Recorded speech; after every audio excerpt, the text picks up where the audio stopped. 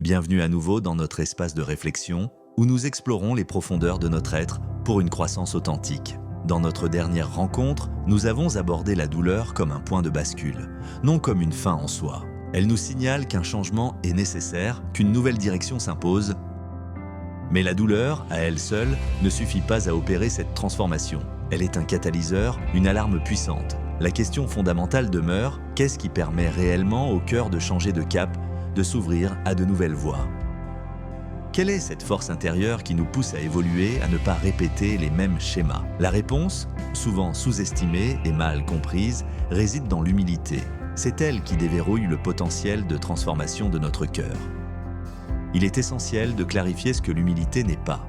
L'humilité n'est pas l'humiliation, cette sensation d'être rabaissé ou dévalorisé par autrui. Elle n'est pas non plus l'autodépréciation qui consiste à se dénigrer ou à minimiser sa propre valeur. L'humilité véritable est bien plus profonde et constructive. C'est la capacité lucide de reconnaître que notre cœur, avec ses convictions et ses désirs, peut se tromper. C'est une acceptation sereine de notre faillibilité humaine. Le véritable point de départ du changement ne réside pas uniquement dans la souffrance que nous endurons. Il se trouve dans une reconnaissance interne, une prise de conscience profonde qui émerge de cette souffrance. C'est un mouvement intérieur, une acceptation.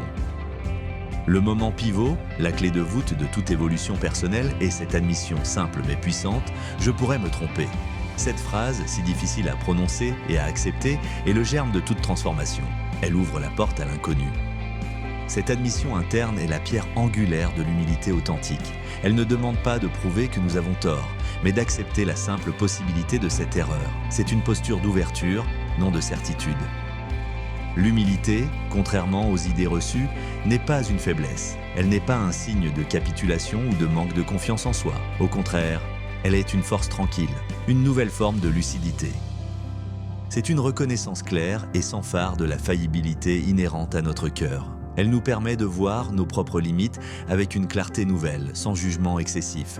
C'est une vision honnête de soi. Cette reconnaissance met fin à l'auto-justification constante, ce besoin impérieux de toujours avoir raison. Elle brise les chaînes de la défensive, cette armure que nous portons pour protéger notre ego. Nous nous libérons de ce fardeau.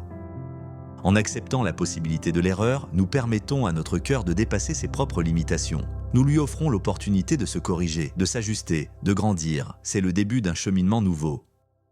Il est dans la nature même de notre cœur de résister à l'humilité. Cette résistance est souvent inconsciente, profondément enracinée dans nos mécanismes de survie psychologique. Elle est une réaction naturelle à ce qui semble être une menace. L'humilité, en effet, remet en question notre image de soi, celle que nous avons construite avec tant de soin. Elle ébranle les fondations de notre identité, nous forçant à regarder au-delà de nos propres projections. C'est un défi à notre ego. Elle menace également notre illusion de contrôle, ce sentiment que nous maîtrisons parfaitement notre vie et nos décisions. Admettre que nous pourrions nous tromper, c'est admettre une part d'incertitude, une perte de cette maîtrise. C'est une confrontation avec l'inconnu. Admettre une faute ou même la possibilité d'une faute implique un jugement imparfait de notre part. Cela signifie que nos perceptions, nos analyses, nos choix n'étaient pas infaillibles. C'est une remise en question de notre propre sagesse. Pour un cœur qui se fait confiance aveuglément, qui s'appuie sur ses propres certitudes, l'humilité est perçue comme une perte de contrôle.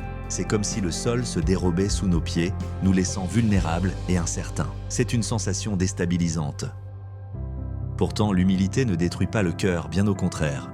Elle ne vise pas à le briser ou à le rendre insignifiant. Son rôle est bien plus noble et constructif. Elle est une force de réorientation, non de destruction. L'humilité redirige le cœur, lui offrant une nouvelle perspective, une nouvelle direction. Elle lui permet de se libérer des schémas rigides et de s'ouvrir à de nouvelles possibilités. C'est un acte de réalignement profond. L'humilité est le seul élément capable d'interrompre un schéma destructeur, un cycle répétitif qui nous enferme. Sans elle, nous sommes condamnés à revivre les mêmes erreurs, les mêmes douleurs, encore et encore. Elle est la clé de la libération. Le cycle destructeur est souvent insidieux. Il commence par une confiance excessive en soi, une certitude inébranlable. Cette surconfiance mène à la négligence, à un manque d'attention aux détails ou aux avertissements. La négligence, à son tour, conduit inévitablement à l'échec, à la déception, à la chute. L'échec engendre la douleur, une souffrance qui nous rappelle nos erreurs. Et sans humilité, ce cycle se répète inlassablement. L'intervention de l'humilité est cruciale à ce stade.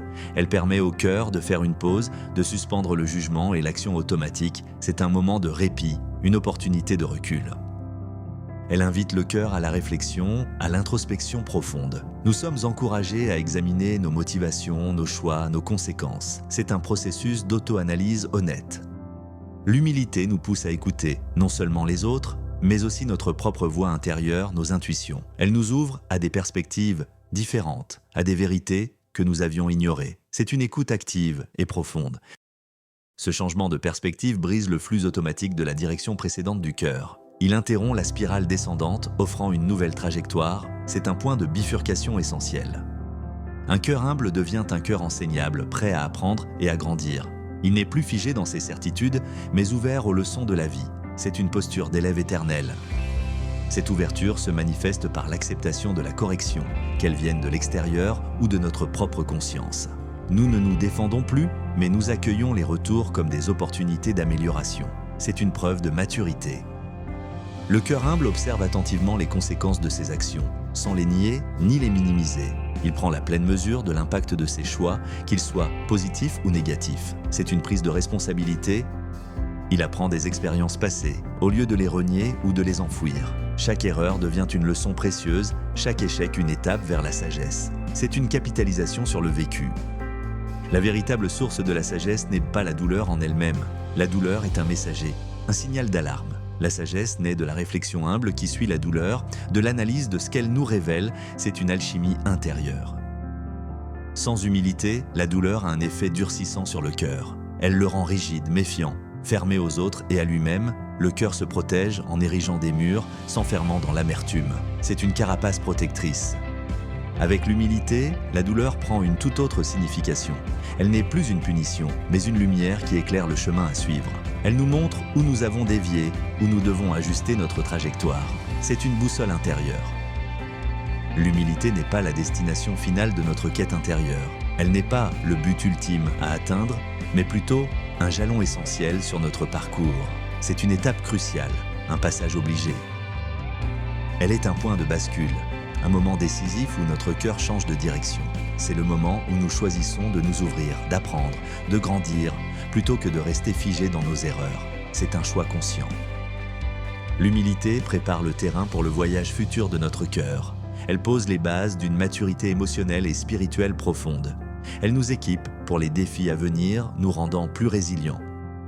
Elle ouvre la voie à une paix intérieure véritable, une sérénité qui ne dépend pas des circonstances extérieures. Cette paix est le fruit d'une acceptation de soi et du monde facilitée par le pouvoir transformateur de l'humilité. C'est un don précieux. En cultivant l'humilité, nous nous offrons la possibilité de vivre une vie plus riche, plus consciente, plus alignée avec notre véritable essence. C'est un chemin vers l'authenticité et la plénitude. C'est une invitation à la transformation.